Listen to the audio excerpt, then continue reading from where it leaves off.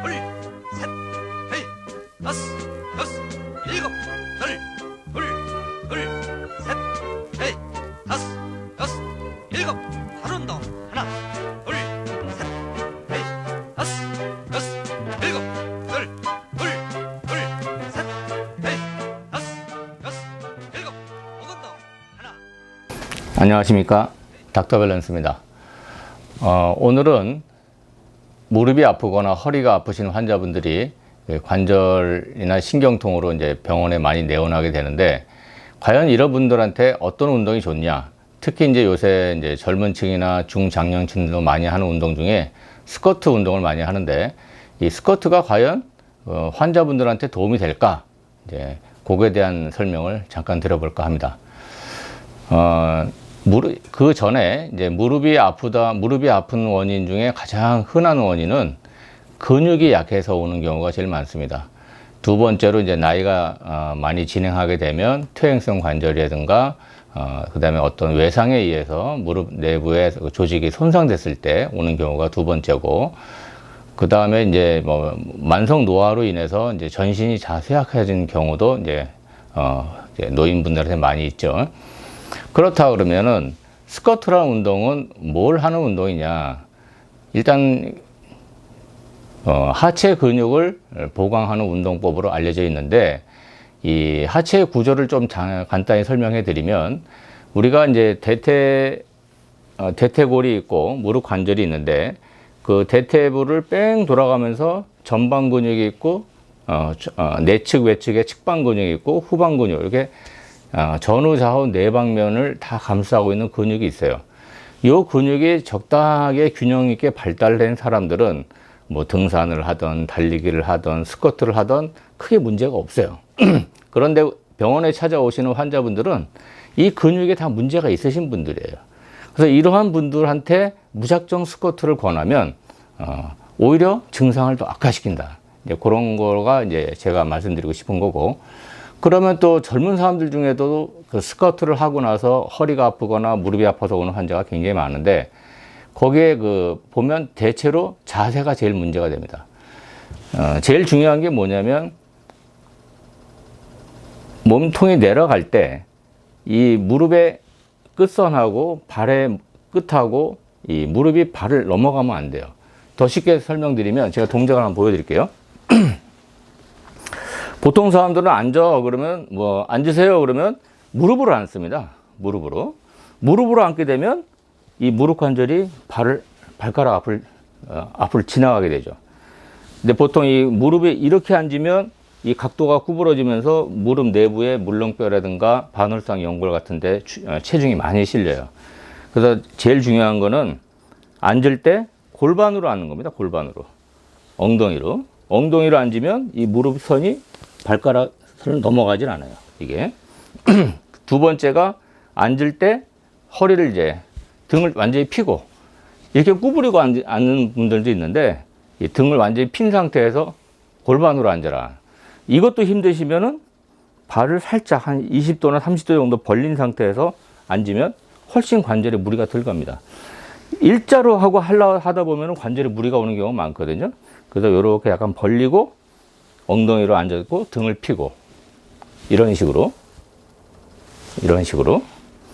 이렇게 해야 이제 관절에 무리가 없죠. 그런데 이러한 스쿼트도 어느 정도 근육이 발달된 사람들이 해야지, 환자분들이 하면 이거는 오히려 더 독이 될 수 있다. 이거를 오늘 이제 강조드리고 싶고, 그러니까 젊으신 분 중에서 근육이 웬만큼 발달하신 분들은 자세만 똑바로 하면 스쿼트가 오히려 하체를 튼튼하게 하는 데 도움이 되지만, 근력이 발달하지 않은 환자분들이 갑자기 내가 무릎이 아프다고 해서 하체 근육을 튼튼하게 하겠다, 그렇게 해서 갑자기 시작하는 스쿼트는 의사로서는 권장하고 싶지 않습니다. 그러면 어떻게 해야 되느냐? 쉽게 말해서 애가 걸을 때 걸음마 하듯이 단계적으로 근력을 강화시키는 운동을 해야 되겠죠. 뭐 제일 흔히들 의사들이 이제 병원에서 하는 얘기가, 대퇴사두근을 강화시키기 위해서 이 다리를 핀 상태에서 허벅지에 힘을 줘서 한 3초나 5초 정도 힘을 줬다가 힘을 빼고, 이런 운동도 있는데, 사실 이게 재미가 없어요. 재미도 없고 자기가 본격적으로 이거를 한다는 게 쉽지 않아요. 그 다음에 뭐 여기 발목에다가 가벼운 추 같은 걸 달아가지고 그걸 들었다가 폈다 하는 이런 운동들은 대부분의 병원들에서 많이 추천을 하죠.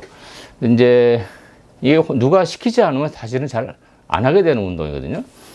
그래서 제가 진료실에서는 무릎이 이제 하체가 너무 약하다. 그런 분들한테는 체중에 무리가 안 가면서 이 하체 근육을 좀 길러주는 운동을 이렇게 소개를 해드리고 있어요. 아까도 말씀드렸지만 일자로 하게 되면 이 무릎에 체중이 실리는 경우가 더 많아요. 살짝 관절을 한 20도 정도 벌려주시고 어깨 넓이 2배 정도 다리를 벌린 상태에서 손은 옆구리에 대고 좌우로 체중을 서서 이동하는 겁니다. 오른쪽으로 갔다가 천천히 왼쪽으로 갔다가 이때 왼쪽 갔을 때 여기 이제 대퇴사두근에 힘이 들어가는 걸 자기가 만져보면 알아요. 한 3초 정도 머물렀다가 서서히 또 오른쪽으로 가서 이렇게 되면 오른쪽에 체중이 7, 왼쪽이 8대 2 정도 됩니다. 여기에 8의 힘 체중이 실리고 여기는 2 정도. 이런 식으로 천천히. 요거는 팔짱 끼고 하셔도 돼요. 테레비 보면서 하셔도 돼. 거실에 앉아서 이런 식으로 천천히 왼쪽으로 갔다가 오른쪽으로 갔다. 요게 이제 무릎 아프신 환자분들한테 제가 이제 그 근력 다리 힘 기르는 운동으로 소개해드리는 운동 중에 하나고, 또 하나 더 소개해드리면 걷기인데 이렇게 일반적인 걷는 거는 사실은 대퇴사두근에 그 힘이 들어가질 않아요. 그래서 일반 사람들은 걸어서 다리가 튼튼해지는 줄 아는데 이런 식으로 걸으면 이 종아리만 두꺼워집니다. 이게 발목만 움직이기 때문에. 그래서 걸을 때 무릎을 자기 골반 정도 높이 여기 이렇게 들어 올려야 대퇴사두근이 수축을 하면서 힘이 생기거든요. 그래서 제일 이제 나이 연세 드신 분들한테는 60세 이상 70세 아주 고령이신 분들은 벽을 잡고 무릎을 골반까지 들어라. 이거를 제일 먼저 제가 추천을 하죠.